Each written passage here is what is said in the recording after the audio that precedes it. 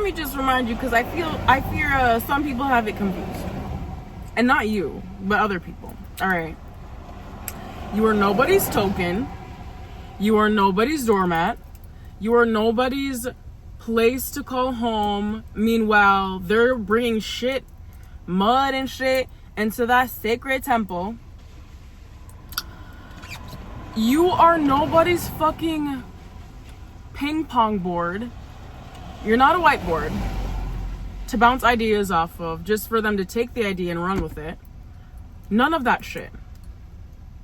And if you start feeling like one, it's time to get up and get the fuck out, because nothing's ever that fucking worth it. Nobody's ever that worth it. No situation's ever that worth it to allow your spirit to be taken advantage of. Your spirit is actually very valuable. And if people cannot get that, then they can get the fuck out your life, because we're done playing that bullshit. And it took me so fucking long to realize that. And it took me so long to realize that there might not be anything particularly wrong with like, we've all got our things, right? We all got our strengths and weaknesses, and sometimes your weakness, like sometimes my weakness, how do I fucking say it? Like, our strengths and our weaknesses do not go together. Sometimes we can learn from each other, and that's beautiful, and we can do it in a way that feels right and healthy, and then sometimes it's downright fucking dirty. And I just, like, have just kept men in my life, this particular fucking man in my life, for some reason I was just so fucking delusional about it, because there was such a strong spiritual, like, connection and alignment. But the fucking, the gag of it was that I wasn't meant to fucking be his, he wasn't meant to be mine. That's the gag. And instead of me fucking with my chest out saying, I don't deserve this, let me run away. Actually, no, not let me run away, let me walk away with fucking dignity. I still did my fucking trying to explain this and that and the motherfucking third, way fucking over explaining myself, to the point where he was probably like, bitch, do you not get it? I'm never going to treat you the way you want me to be. I'm never going to treat you the way you know, and I know you deserve to be treated. I'm going to just keep acting like you are something to play with until I just saw the number that I fucking correlate with him, that I saw before I met him, and then, like, right before I met him, and then it skyrocketed after I met him. But it's like, people will know. And that's also why I up and left my job that I loved for years, nigga. Wait, can I say that on YouTube? Also, I'm married. Nice to freaking meet you. But no, I loved my job of 3 years. I was a star, if you could call a star student a star, what's it called? Colleague, a star, whatever the fuck. I was a star worker. And I was here for the kids. What I was not here for was a pissy ass fucking bitches that were acting like they weren't treating me different than other people, because I shone bright in a certain way. And at a certain point, I was like, let me stop letting these bitches play with me. Let me actually leave a little bit before. I tried so hard. I tried all year to hold off until the end of the year. And it was like after spring break, a good bit after spring break, where I was like, this is actually coming up on my exact 3 years. Let these bitches miss me, because I don't know who to fucking charge, but actually the person in charge did treat me like beautifully, and I'm so grateful for that. But I kid you not, when I tell you, I was in rooms, okay, so let me just set the scene. I'm an educational assistant for special education students. I love my job because I'm able to spread my energy and my light, not just with those kids, even though those kids too are like, oh, I love them, those are my children, don't touch them, don't fuck with them, you will get hurt. No, not me fucking, like, let me not threaten, but like, you will be step two, and respectfully. Because some kids are mean, but I'll always respectfully be like, what? You know, I look them dead, because I'm not the type of person that works with kids and like fucking acts like they're fucking, no, they understand, they get it. I'm gonna look at them, level with them, be very kind, gentle, respectful, calm, And then that's when you kind, gentle, and calm, that's when they know they're like, oh, I fucked up. If Miss Olivia's saying some shit, oh, I know I fucked up. And I'm gonna do it with like a smile. You know what I'm saying? Like, that's how you gotta act with a lot of these, but it does not matter their age. But anyways, I was a type of worker where other kids were asking for me to come into their classrooms. I had other like students that really gelled with me, but they were trying to keep me in this one classroom all day with one student that was consistently rude to me. Meanwhile, I'm running around loose just trying to help this person, because for some reason, y'all can't. For some reason, and let me give some grace, because let me not talk too much shit. There's a lot going on in a school at one time.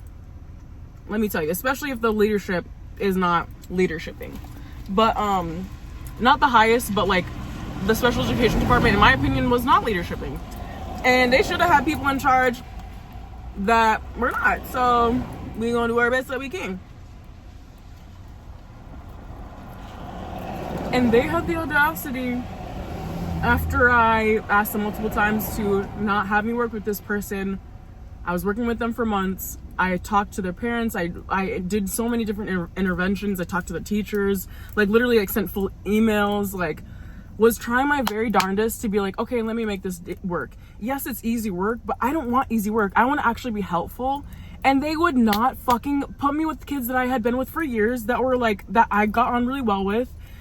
And we're giving bitches who just started working the people that I've been working with for years. So I'm like, actually you can miss me with that, because I'd be running. And then meanwhile, I'm getting like, if I do any step out of line in any sort of way, like I remember there was one day where I was literally, I'm with one student who's super like behaviorally misaligned, or not misaligned by the fucking rules, you know? And he was doing a great job, wonderful. It's the end of the day, we're in the playground, and we're in the gated part of the playground. I asked his main room teacher, can I go grab my stuff really quick? It's the end of the day, I have a bus to catch, because my end of the day is super like long. Meanwhile, there was a time during that day that the other main teacher of like that grade could not handle the class, and so I had to step in, and then that's when everyone got quiet and like actually like got in check. That would happen multiple times. There was the same kid that day, he was actually applying himself, and like we were reading and I was like teaching him things outside of my actual like things that I was like supposed to be just like watching him, because some people, they sit back and they make sure he's good. No, I'm gonna actually try to apply some knowledge, so while I'm actually here, I'm not just sitting back and whatever fuck. So meanwhile, he's actually like, you know how like kids like they act like they don't want to know because they're like embarrassed that they don't know, but then we were like breaking that like pattern of like, no, it's cool, oh no, yeah, it's like exactly like that is a tough word, like boom boom boom, like simple like let's get this done. Ooh, so it's been a good day, right? I'm thinking like I'm doing my job good, bow bow bow, fucking stop by another kid's like giving me a big hug, there another kid telling me about what happened back at home and they're not feeling good about it, and da da da, like so many things where kids were feeling so fucking safe with me. But because I had left that kid and I asked their main room teacher, can I go grab my stuff because I have a bus to catch? Who's getting yelled at now at the end of the day? Who's getting chewed out because on the walk is like, oh, is Olivia with blah, blah, blah, blah, blah? I'm out grabbing my things just so I can be outside with him, so I can make sure he's good and so I can jet, because I didn't have a car at the time. And so I'm sitting here thinking, it broke me. I was taking my bus and I was crying. I was like, are you kidding me? They don't see me. They do not see me here. They do not see me here. How am I getting chewed out in front of everyone watching too? The other teachers and people are outside now at this point. And not chewed out horribly, but it's like, Olivia, you really need to... I've been with this kid all day. He's been amazing. He's in a great mood. That's when he's not trying to jet. That's when he's not eloping. You know what I mean? Like, I have enough gauge. Like, I'm not fucking stupid. If he was all riled up and whatnot, I'd be like, okay, I'm just gonna have to be late to my next thing. I'll take a later bus because I'm not gonna risk it. But the little his fucking main teacher was like, oh yeah, go grab your things. That's when I was like, I literally broke down. This was before I thought I could still go on. But then there was another time. I'm not even gonna get into that other fucking thing. But basically the fact of the matter is, I was like, oh heck, you know, they still trying to have me with this one person, and I literally asked, can I have a permanent shift from working with this student? There are so many other paras you could put with this one student. I don't know why it's so fucking hard. I've been here for how long, doing how much this type of shit on a daily. oh, but I'm late sometimes. Like, sorry, I'm on fucking Black people time. I always get there before the fucking class starts. Don't, and mind you, that's the one thing I wish they didn't have over me. Because, like, yes, I can be untimely. But my thing, too, is, like, yes, there are important things to know in those meetings. But whenever I did show up to the meetings, it felt so uncomfortable. I felt so, like, just, you know, when you walk into a room and you feel yourself shrinking and you feel the people not wanting to make eye contact with you, then it's like everyone's having their like talks and I'm sitting here like, oh, these are what the meetings are about, when we're joking over this. And then finally in the last like couple minutes, you're like getting to the nitty gritty of it. Like you're like still making the schedules, which is fine. It's all fair, but don't act like I'm the only one that's doing things like not at their toppest tier. And my not top tiers was like literally being late. Otherwise, y'all don't even have the fucking balls to fucking thank a bitch for holding it down for kids that aren't even in my grade, aren't even in my grade assignments, aren't even in the fucking special education assignments. I just saw 1111, that's confirmation. Like, no, you are nobody's fucking bitch. And whenever I like had some fucking like energy to me, now everyone's feeling like, now when I fucking, because what I did was I wrote a letter. It was a day that literally killed me. And I was like, oh no, this what they about to play? Okay. And that's a different story for a different day. But that night, I was literally like, am I going to do it? Am I going to do it? Turns out the next day, because I had taken Thursdays off because I was like, I can't. But Thursdays was the day that they had the morning meetings with all the other staff. I literally, from my spirit, that all the things that were flowing in my head over the last like few weeks finally came down, and like they came down as like a spirit was flowing with me. And I told them, I talked to them through the letter of like goodbye blank blank school, and then told them I have not only felt pedestalized but demonized being here. I questioned them of why they got what if I ever triggered them, and I looked bitches dead in the eyes. If I triggered you, why was that? Because it wasn't even just the people overhead of me that were acting weird towards me. It was also some other fucking bitches that were being fucking bitches and weird energy. Just weird energy. And don't act like I'm fucking woot woot for that shit. I also hate to wear woot woot because what? You fucking degraded me. I ain't calling yo fucking praisey Christ shit like fucking praisey Christ shit. I mean, I just did, but it's because that's the same equivalent. Like, I'm not doing that. I respect fucking people's what they do. But what got me gooped and gagged, and this is a little tangent, but knowing that after the fact, they were talking shit like, oh, Olivia's so like, oh, so sensitive. No, wherever y'all put me, I was dealing with. I literally was. And there was some shit like, oh. The fact of the matter is, nothing's ever that worth it. I didn't know what the fuck I was gonna do money-wise. And then literally, my situation was very lucky because my partner, literally like weeks after, had brought up to me like, ooh, would you want to like live together, and like offered to pay the bills. I didn't know that was gonna happen. I just freaking took the leap of faith. Not to say that it's gonna be a freaking situation for everyone, but I'm so grateful that. But it's the same thing with the freaking dude. Like the freaking dude that I thought I was supposed to like. No, I'm just kidding. No, not that one. I'm so sorry. Like, I shouldn't have done that one, but no, like, your energy and your worth and your value is so fucking top tier. No one can say that. I motherfucking mic dropped. I read that letter. People were gobsmacked. They're like, oh, someone pushed her too far. And the crazy thing is, this one bitch was crying. The girl that I was talking about who would not switch her schedule, she was crying. Girl, I heard dog go wince, or what is it? If you step on a dog, they finna wince, or some shit like that. Like, yeah, girl, I'm talking about you, and that's some white woman ass tears. Like, no, because I was so kind to her, and it was always like, that's the other thing. All these people, I would ask them so many questions about their lives. Where it's just like, damn, do you know one thing about me? If I didn't share it myself.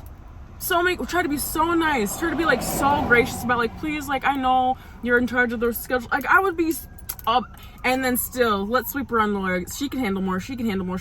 Let's have her handle the most difficult one room all day with the same kid that's literally mean to her. Like, kill me now. I don't need to be in this situation. And that's why I'm saying, like, if it takes you literally leaving the job that you love, do it. Because I did that, and I literally got text messages from kids that were like, I miss you. I was like, how y'all get my I know one kid had my number. because I was on the bus with them and then I left something, and then one of the other kids, I would like start at their house. I was also their like black girl to come into the black bus basically to get them calm last year. They did listen to me, and I do love them kids, and I am black and they are black, and we do get each other.